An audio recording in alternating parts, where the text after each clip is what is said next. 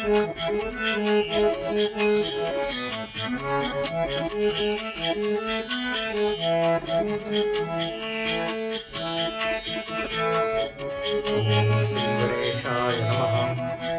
श्री सरस्वत्यै नमः। ओम श्री गुरुभ्यो नमः। समस्त जन कल्याणे निरतं करुणामयं नमामि चिन्मयं देवं सद्गुरुं ब्रह्मविद्वरम्। नीलाम्बुजश्यामलकोमलाङ्गं सीतासमारोपितवामभागं पाणौ महासायकचारुचापं नमामि रामं रघुवंशनाथम्।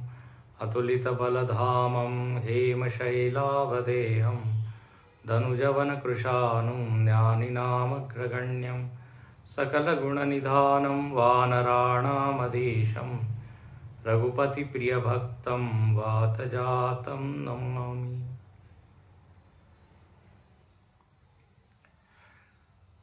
भगवान राम के बारे में कहा गया, रामो विग्रहवान धर्म। प्रभु रामचंद्र जी धर्म के विग्रह है, धर्म की मूर्ति है। इसलिए हम देखते हैं सातों कांड में भगवान के एक एक धर्म का निरूपण हुआ है।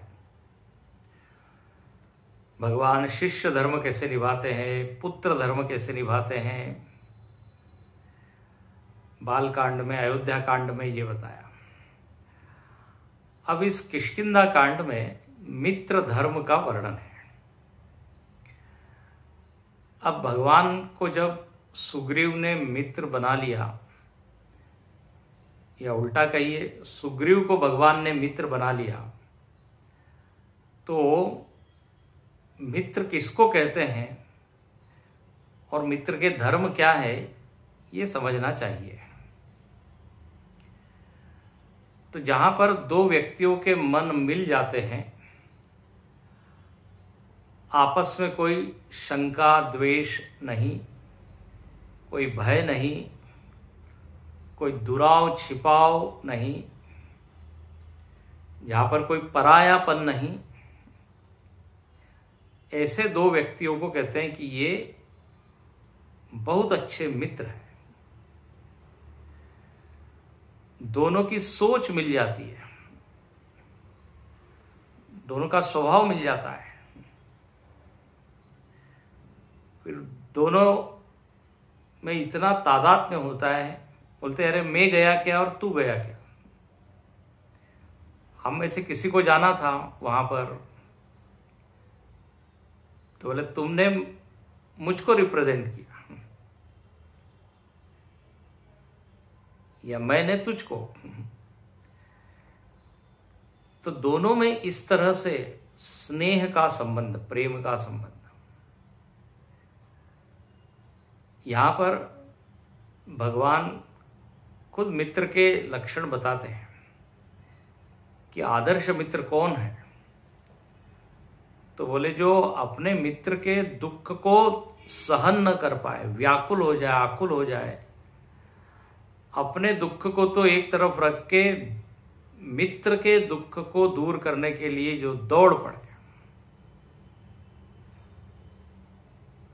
फिर कहते हैं मित्र का धर्म है कि अपने मित्र को सही रास्ते पे लाना, ये भी उसका कर्तव्य है। यदि मित्र है और इसने देखा कि ये गलत सोच रहा है, गलत आदतें लग रही है, तो इस मित्र ने उसको सही रास्ते पर लाना चाहिए। भाई शत्रु कौन होता है? जो व्यक्ति का बुरा चाहे। और मित्र कौन होता है? जो हित चाहे।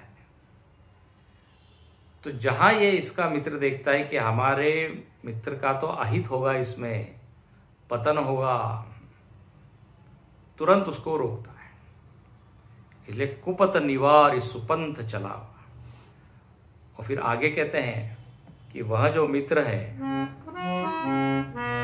तेतले तमन संकन दरहि बल अनुमान सदा हित करहि, विपति काल कर सतगुण नेहा, श्रुति कह संत मित्र गुणेहा।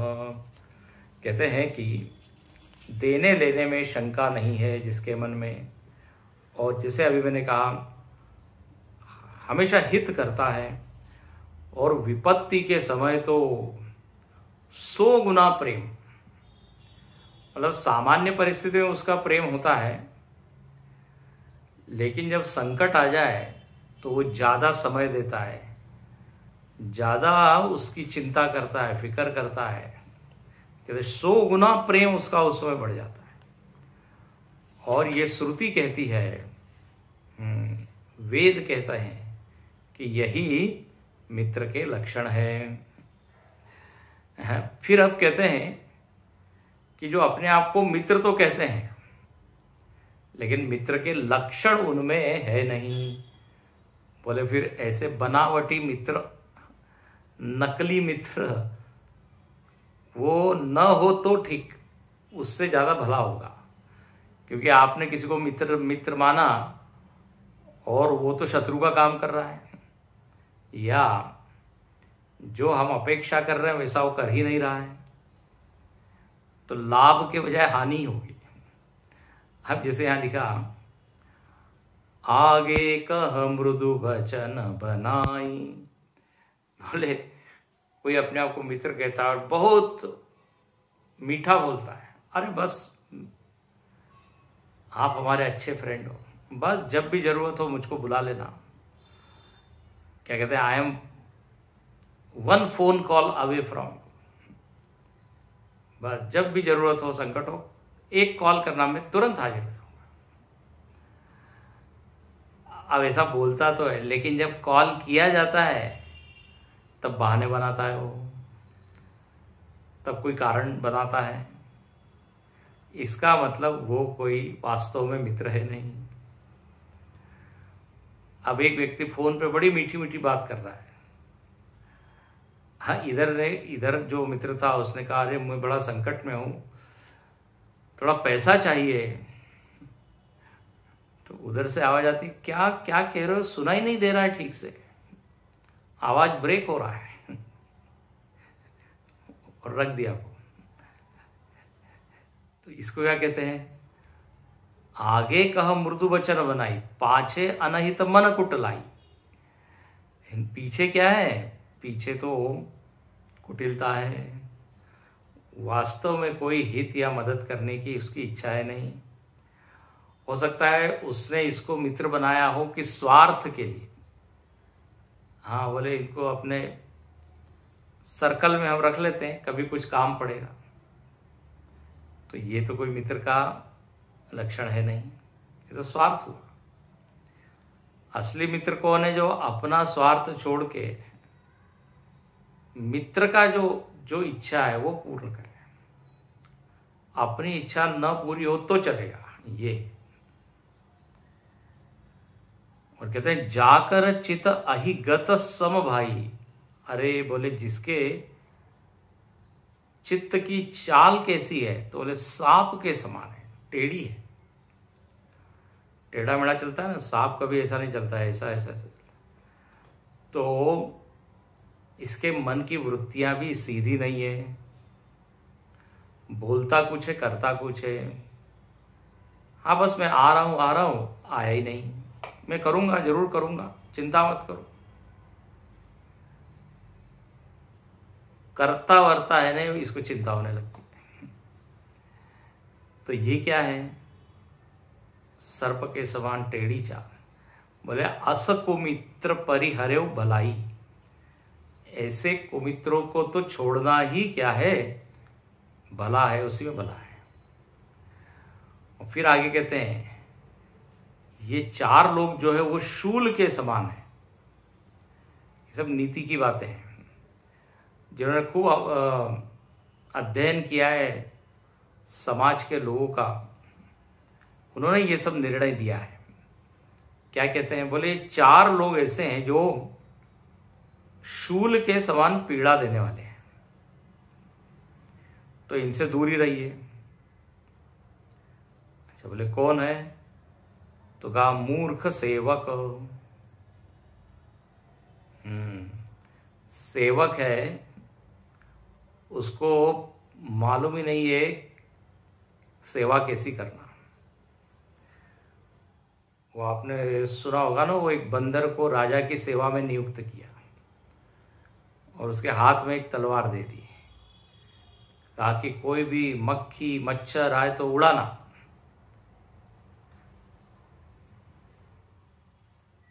राजा की नींद खराब ना।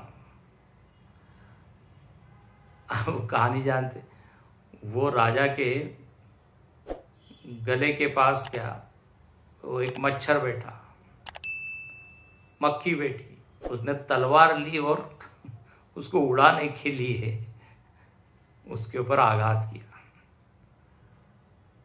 मच्छर तो मुस्कुरा के उड़ गया, राजा का धड़ से मस्तक अलग हो गया।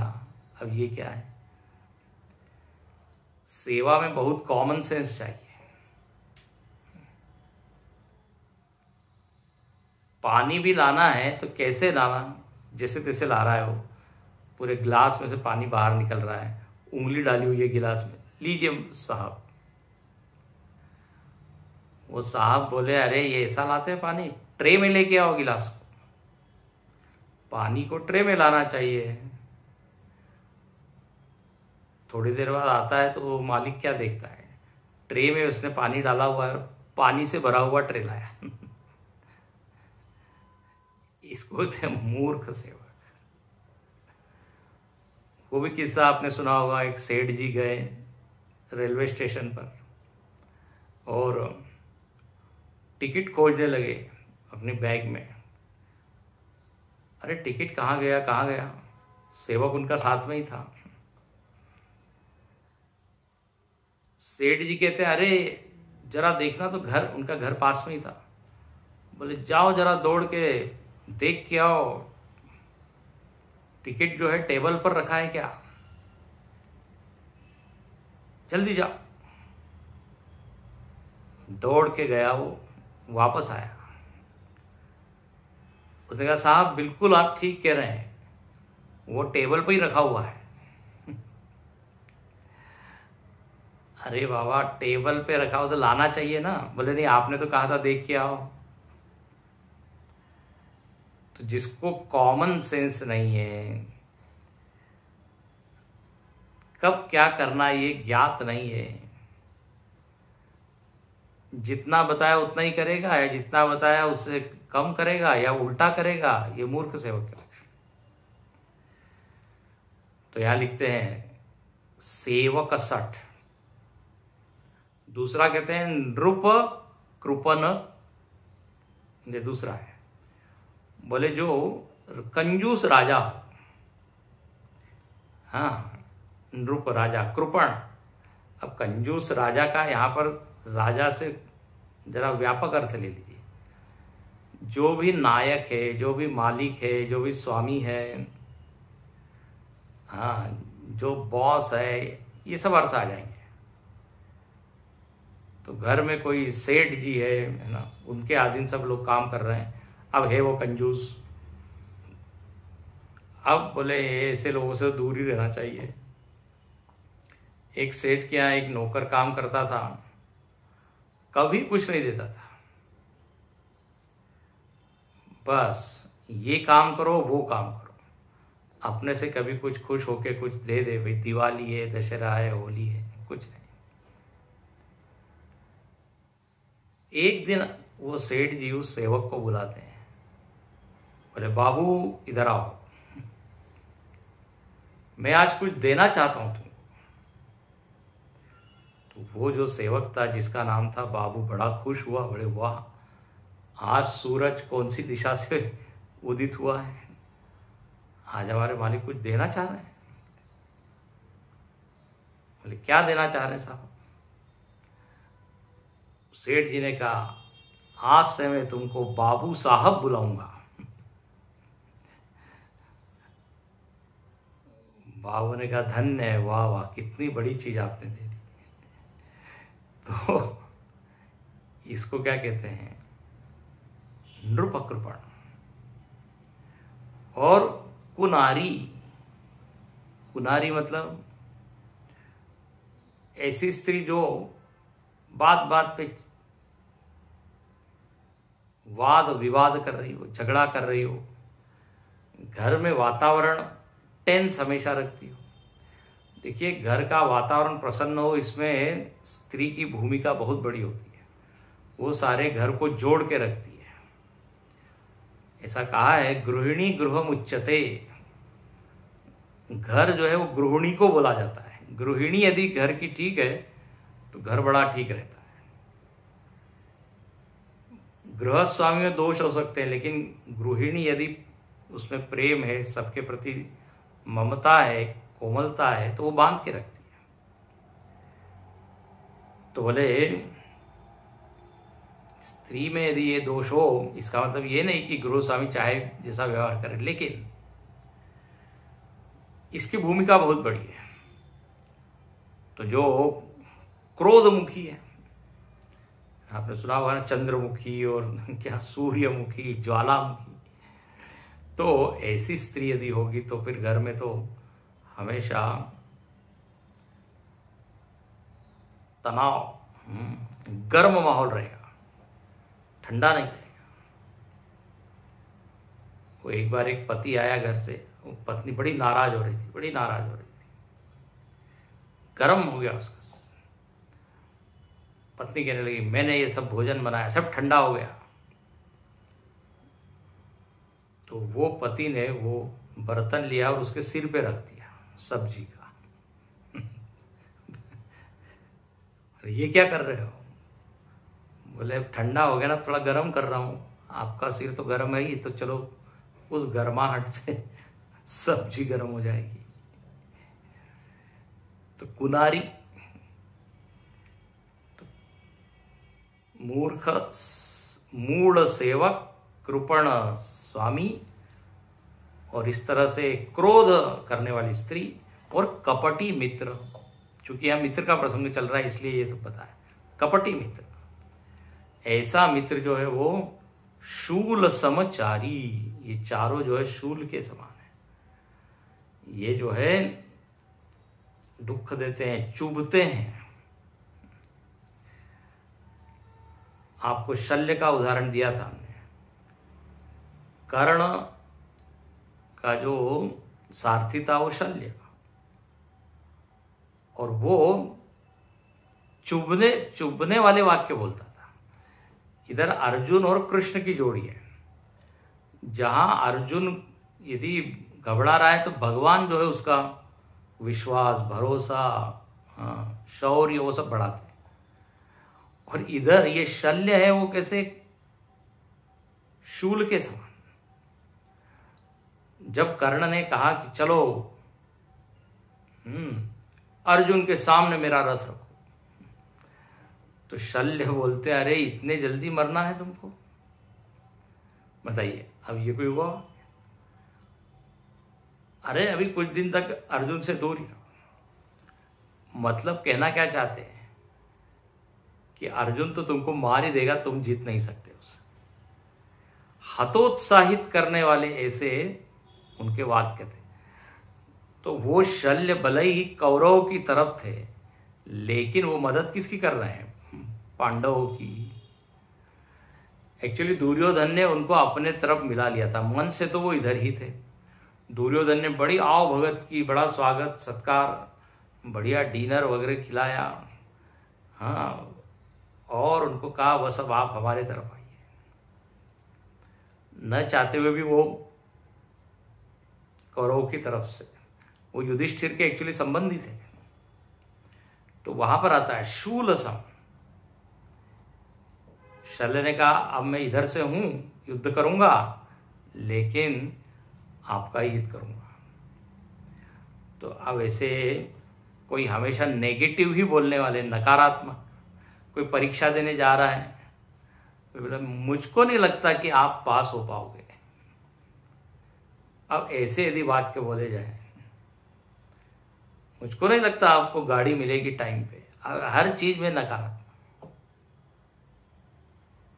तो बोले ऐसे लोगों से दूर रहें। उसको कहते हैं नाट लगाना, एक शब्द आता है। कोई कुछ करने जा रहा है, कुछ इस तरह बोल देना जिससे सामने वाले का थोड़ा उत्साह कम हो जाए। तो बोले ऐसे 4 लोगों से दूर रहें। और अब भगवान कहते हैं सखा सोच त्यागहु बल मोरे, सब विधि घटब काज में तोरे। तुम मेरे मित्र हो, सखा हो। सखा का उल्टा कर दो तो क्या होता है? खास। मित्र मतलब क्या? जो खास हो। सह खादते सह मोदते, जो मिल के क्या है भोजन करे, मिल के बातें करें, मिल के इधर उधर सब दूर घूमे। हाँ, जहां दोनों आपस साथ साथ चले, उसको कहते सखा। तो अब तुम मेरे सखा हो। बहुत बढ़िया वाक्य यहाँ कहते हैं भगवान सुग्रीव से, कह रहे तुम सोच, जो शोक है तुमको, दुख है, चिंता है कि ये बाली तुमको मारेगा, बोले बिल्कुल इस चिंता को छोड़ दो। सब विधि घटब काज में तोरे, मैं तुम्हारे काम आऊंगा, मैं तुम्हारी मदद करूंगा, सहायता करूंगा। निश्चिंत हो जाओ, जब मैं तुम्हारा मित्र हूं तो बस तुम्हारे लिए कुछ भी करने के लिए मैं तैयार हूं। जब ऐसे वाक्य, आश्वासन देने वाले वाक्य भगवान ने बोले तो सुग्रीव को बहुत ही अच्छा लगा। लेकिन सुग्रीव कहता है कि महाराज आप बात तो बहुत अच्छी कर रहे हैं, लेकिन शायद आप जानते नहीं है वो बाली को। वो बाली जो है ना, उसकी शक्ति बहुत ज्यादा है, महाबल। देखो कितना कहते हैं, अति रणधीरा, बहुत वीर है, महाबली है। आप कह रहे हैं कि आप उसको मार देंगे, लेकिन कठिन है। भगवान ने कहा अच्छा बताओ, ऐसा मैं क्या करूं जिससे तुमको जो है विश्वास हो जाए? कुछ बताओ, मैं करूंगा। तब जो है वो सुग्रीव क्या कहता है, दुंदुभि अस्थिताल देख राय, बिनु प्रयास रघुनाथ ढाय, देखी अमित बल बाड़ी प्रीति, बाली वध भई न भई परतीति, बार बार नावई पद सीसा, प्रभु ही जानी मन हर्ष कपीसा, उपजा ज्ञान वचन तब बोला, नाथ कृपा मन भयवलोला। भगवान कहने लगे क्या करूं मैं जिससे तुम्हारा विश्वास मैं जीत सकूं? तो देखो, एकदम भगवान पर हम लोगों का विश्वास होता नहीं। सुग्रीव की कहानी मतलब हमारी कहानी है। भगवान कहते हैं मेरी परीक्षा ले लो, चलो। हम लोगों को भी विश्वास होता है, लेकिन हम लोगों की विडंबना ये है कि हम विश्वास भी नहीं करते और परीक्षा भी नहीं लेते, मानते ही नहीं भगवान। यहां विश्वास नहीं है तो सुग्रीव ने थोड़ी परीक्षा तो ले ली। बोले भगवान ऐसा है, ये मेरी कमजोरी है, लेकिन मुझको मतलब कॉन्फिडेंस आ जाएगा यदि आप ये 1-2 काम करें तो, तब मुझको जरा भरोसा आ जाएगा कि आप, क्योंकि आपसे तो हमारा परिचय है नहीं, आपकी वीरता हमने देखी नहीं। भगवान ने कहा बताइए क्या किया जाए? तो बोले सामने ये दुंदुभि राक्षस का हड्डियों का ढेर है, आप इसको जरा उड़ा के बताइए। पहाड़ की तरह वो दुंदुभि की हड्डियां थी। ये दुंदुभि को मारा था बाली ने, और इसी राक्षस के वो जो छींटे हैं वो पड़े थे वहां पर ऋष्यमुख पर्वत पर। पिछली बार आपको कथा बताई थी। तब मतंग ऋषि ने बाली को शाप दिया था कि तुम कभी इधर आओगे नहीं, आओगे तो मारे जाओगे। तो वो दुंदुभि की अस्थियां वहां पड़ी हुई थी। तो भगवान ने कहा ठीक है, इस ढेर को उड़ाने में क्या है। उन्होंने अपने अंगूठे से वो पूरा जो हड्डियों का ढेर था उड़ा दिया। सुग्रीव ने कहा गुड गुड, मन ही मन बोला बहुत बढ़िया। लेकिन अभी उसको पूरा विश्वास हुआ नहीं है। वो कहता है महाराज, आपने हड्डियों को उड़ा तो दिया, लेकिन बाली ने जब दुंदुभि को मारा था ना, तब तो वो जीवित था। आपने तो इस मरे हुए ना हड्डियों को उड़ाया। ठीक है, बहुत बहुत शक्ति है आप में, उसमें कोई डाउट नहीं, देख ही रहा हूं मैं। भगवान ने कहा अच्छा और क्या चाहते हो, अभी विश्वास नहीं हो रहा है? तो बोले देख बाहर क्या कहते हैं, सामने 7 ताड़ के वृक्ष थे। सुग्रीव कहता है भगवान आप एक बाण से इसको सबको गिरा के बताइए। भगवान ने कहा ये तो बाएं हाथ का खेल है। और भगवान ने वो 7 ताल के वृक्ष एक बाण से गिरा दिए। एक ही बाण से भेदन हो गया। तो यहां लिखते हैं देखी अमित बल प्रीति बाढ़ी। भगवान के इस बल को देखकर अमित प्रीति, इतना प्रेम, इतनी भक्ति जाग गई। अब इसको कहते हैं ना हम लोग, चमत्कार के बिना नमस्कार नहीं। समाज में ये होता है, कोई किसी गुरु के पास किसी को ले जाता है, बड़े महात्मा है, बड़े संत है, उस व्यक्ति को कोई विश्वास नहीं होता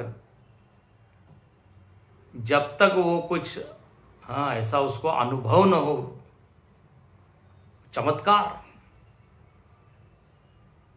स्वाभाविक है, थोड़ा चमत्कार से बुद्धि में क्या होता है, विश्वास बढ़ जाता है। भगवान ने चमत्कार दिखा दिया। अब यहां लिखते बड़ा सुंदर, देखी अमित बल बाढ़ी प्रीति। बहुत अमित मतलब जिसकी कोई सीमा नहीं है, इतना प्रेम, प्रेम की बाढ़ आ गई। और विश्वास भी हो गया कि यस भगवान आप बाली को मार देंगे, आप परीक्षा में बिल्कुल मेरिट में पास हुए। ऐसा अंदर ही अंदर सुग्रीव सोच रहा होगा, एकदम बढ़िया काम किया। अब भक्ति जब बढ़ती है ना, किसी की महिमा का ज्ञान होता है, तो फिर एक ही बात व्यक्ति करता है, क्या? बार बार नावई पद सीसा। बार बार प्रणाम झुकता है व्यक्ति। बार बार उसको अनुभव होता है कि मैं तो आपके सामने छोटा हूं। बार बार उसको यह अनुभव होता है कि अरे मैंने आपकी परीक्षा लिए कितनी गलती की। बार बार वो कहता है कि बस आपके शरण में हूं। महिमा और शक्ति दिखी नहीं कि व्यक्ति का अहंकार एकदम गिर जाता है। और देखिए यहां, जैसे वहां पे गीता में भी आप देखते हैं, अर्जुन ने जब भगवान के विराट रूप को देखा तो वही यही काम कर रहा है, बार बार नमस्कार कर रहा है। मैंने तो आपको एक छोटा सा मित्र समझा था, आप बांसुरी बजा लेते हो, रथ हाँक लेते हो, थोड़ा नाच लेते हो, लेकिन अब मालूम पड़ा आप कौन है। बार बार यहाँ पर भी सुग्रीव ने पहले तो सोचा एक राजकुमार है, कोई सामान्य मनुष्य है। बोले नाथ कृपा मन भयो अलोला, उपजा ज्ञान वचन तब बोला। बहुत सुंदर। सुग्रीव के मन में ज्ञान उत्पन्न हुआ। अब यहां ज्ञान उत्पन्न हुआ मतलब भगवान के प्रभाव का ज्ञान उसको हुआ। ध्यान से सुनिए, उसको एकदम आत्मज्ञान हो गया कि भगवान तो आप और मैं एक ही हूं, ऐसा कुछ नहीं। आत्म साक्षात्कार हुआ, वो यहां ज्ञान नहीं, उपजा ज्ञान, भगवत संबंधी ज्ञान कि भगवान बड़े शक्तिशाली है, प्रभावशाली है। भगवान के जो प्रभाव है उसके बारे में जो अनभिज्ञ था वो, अब उसका वो अज्ञान छट गया। बोले तो बहुत वीर है। और कहने लगा कि बस बस बस अब आप मेरे साथ हैं तो अब कोई चिंता नहीं। भयउ अलोला, क्या सुंदर शब्द दिया है। बोले मेरा मन अब अलोल हो गया है। अलोल का मतलब अब स्थिर हो गया है। जो वो लोलक होता है घड़ी में, पेंडुलम, इधर उधर उधर, उसको लोलक बोलते। अलोला मतलब स्थिर। तो मन अपना पेंडुलम की तरह इधर से उधर भटकते रहता है। लेकिन जब कोई बड़ा व्यक्ति अपने साथ रहता है तो मन की चिंता, भय, जो भविष्य की क्या कहते हैं आशंका को लेके व्यक्ति परेशान होता है, वो सब शांत हो जाता है। बोले बस, एक जैसे छोटा बच्चा जैसे ही माँ को देखता है उसकी चिंता, भय सब खत्म हो जाता है, चेहरे पे एकदम खुशी। ऐसे यहाँ पर हुआ, मेरा मन अब स्थिर हो गया। और कहता है वो, सुख संपत्ति परिवार बढ़ाई, परिहरी सब परिहरी, करिहु सेवकाई। बहुत सुंदर पंक्ति है। अब जब भगवान के उस महात्म्य को देखा तो भगवान के सामने सुख, संपत्ति, परिवार उसको छोटा लगने लगा। अरे बोले इसमें तो कोई सुख नहीं है। आपके साथ रहने में जो सुख है, आपके साथ रहने में जो मजा है, आनंद है, वो इसमें नहीं है। और जब ये बात होती तो व्यक्ति त्याग के लिए तैयार हो जाता है। जहां पे ज्यादा आनंद मिलता है उसको ग्रहण करता है, कम को छोड़ता है। तो देखिए वो त्याग के लिए तैयार हो गया। सब परिहरी, भगवान मैं अब ये सब छोड़ने के लिए तैयार हूं, बस आपकी सेवक आई। बस अब मेरी तो इच्छा है कि आपकी ही सेवा करते रहूं दिन रात, आपको एक पल भी छोड़ू नहीं। भगवान देखते हैं, अरे वाह, इतना इसमें क्या काया पलट। मन बदल गया पूरी तरह। भीतर ही भीतर मुस्कुराते भगवान, चलो बढ़िया, एक भगत मिला हमको। और वो सुग्रीव क्या कहता है, ये सब राम भगत के बाधक। ओहो, इनमें सुख नहीं है, इतना ही नहीं, ये परिवार घर गृहस्थी में सुख नहीं है, इतना ही नहीं है, बल्कि वो क्या कहता है, अरे बोले तो बाधक है, ये सब बाधक तत्व है। आपकी भक्ति इन्हीं के कारण हम नहीं कर पाते, इनमें हम आसक्त हो जाते हैं, इनमें फंस जाते हैं और आपका स्मरण हो नहीं पाता, आपका भजन हो नहीं पाता। और ये मैं अकेला नहीं कह रहा हूं, कह ही संत तव पद अवराध। संत लोग कहते हैं कि ये अवरोध करने वाले हैं, इसलिए अब मैं तो ये सब छोड़ूंगा। और ऐसी ऐसी ज्ञान की बातें बोलने लगा। बोले ये शत्रु मित्र सुख दुख जो कुछ भी है, बोले ये सब तो माया है, माया। भगवान ने कहा, अरे वाह, मेरा एक बाण मैंने चलाया वो ताड़ के वृक्षों को मारने के लिए, उसने इतना बड़ा काम किया कि इतने सुंदर विचार इसको आने लगे। हमारे जीवन में ये होता है, कोई चमत्कार या कोई ऐसा हो जाता है तो मन में एक भक्ति की बाढ़ आती है, भक्ति का बुखार चढ़ता है और एकदम लगता है 2 क्षण के लिए, अरे सब बेकार है, बस ये सब माया है, जंजाल है, लगता है सब छोड़ दिया है। यहां पे वही कहने लगा, माया कृत परमार्थ नहीं, ये सब माई के सुख दुख इत्यादि। और ये जो बाली है, मुझको लगता था ये तो बिल्कुल मेरा शत्रु है और इसने मुझको बहुत सताया है, लेकिन अब मेरे मन में उसके प्रति कोई क्रोध नहीं। हाँ, स्वप्न में जैसे लड़ाई हो जाती है, स्वप्न में गुस्सा आता है, उठने के बाद हम क्या हंसते हैं ना अपने ऊपर, अरे तो सपने यही सन हुई लड़ाई, जागे समुझ तो मन सकुचाई। जागने पर हम अपने आप पर हंसते हैं। जो वहां शत्रु था वो भी मैं ही था, जिसपे गुस्सा किया वो भी मैं ही था। तो बोले आप, ये बाली तो जो है सपने की लड़ाई थी, वाली के साथ। बड़ा एकदम वैराग्य का ऐसा बुखार आया है, समत्व आ गया उसमें। कहता है कि अब प्रभु कृपा, ये बड़ी प्रसिद्ध चौपाई है, अब प्रभु कृपा करहु एहि भांति, सब तजी भजन करहु दिन राति। सुग्रीव तो अब बोलता है कि भगवान अब सब कुछ मैं छोड़ने के लिए तैयार हूं, अब मैं ये रिजाइन कर देता हूं, किष्किंधा के इस राज सिंहासन से इस्तीफा देता हूं, और बस चलिए आप कहाँ चलते हैं, मैं आपके साथ रहूंगा, बस दिन रात जो आप कहेंगे वो मैं करूंगा। भगवान ने जब ये सुग्रीव की ऐसी ऐसी बातें सुनी, वैराग्य है उसमें, भक्ति है, त्याग है, और क्या वेदांत की बात कर रहा है, ये सब माइक है। भगवान तो अंतर्यामी है ना, जानते हैं। सुनी विराग संयुत कपि बानी, वैराग्य से भरी हुई सुग्रीव की ये वाणी सुनी तो भगवान ये नहीं कहते चलो चलो छोड़ो किष्किंधा, चलो मेरे साथ, मुस्कुराते हैं और कहते हैं जो तुम कह रहे हो बिल्कुल सच है। अच्छा, जो कुछ बोला था सुग्रीव ने वो सच ही था, उसमें तो केवल क्या कहते हैं कि झूठ तो नहीं था, लेकिन एक ही बात थी कि ये कोई वास्तविक वैराग्य नहीं था, परम वैराग्य नहीं था, ये वैराग्य का बुखार था।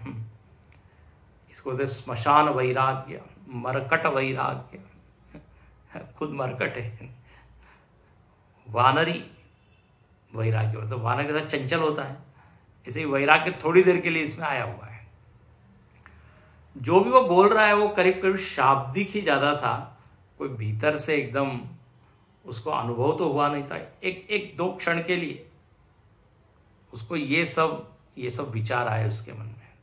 तो भगवान तो जानते हैं कि अंदर में तो अभी इसकी अनेक वासनाएं हैं, अभी बहुत छिपी हुई सब चीजें हैं, लेकिन अभी सब दब गई है। तो भगवान यहाँ पे मुस्कुराते हैं और कुछ बोलते हैं। क्या बोलते हैं, बड़ा अच्छा प्रसंग है, इसको हम पढ़ लेते हैं, अगले प्रवचन में इसको देखेंगे। जो कुछ कहे वो सत्य सब सोई, सखा वचन मम मृषा न होई, नट मरकटैव सबहि नचावत, राम कगे सवेद अस गावत, लय सुग्रीव संग रघुनाथा, चले चाप सायक गहि हाथा, तब रघुपति सुग्रीव पठावा, गरज सी जाय निकट बल पावा। भगवान कहते हैं तुम जो कह रहे हो बिल्कुल ठीक है, लेकिन अब मैंने भी तो प्रण लिया है, मैंने तुमको वचन दिया है कि मैं तो बाली को मारूंगा, और मेरा वचन तो झूठा नहीं होता। तो अब तुम जाओ बाली से युद्ध करो।